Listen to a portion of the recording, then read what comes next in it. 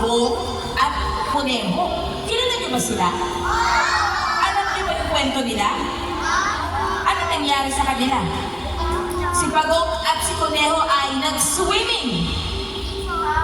Si Pagong at si Kuneho ay kumanta. Ano nangyari? Tumakbo! Tumakbo patungo. Pauwi ng bahay. Tumakbo papunta? Finish line. Tama. So ngayon, napapanood nyo ay isang karera. Handa na ba kayo?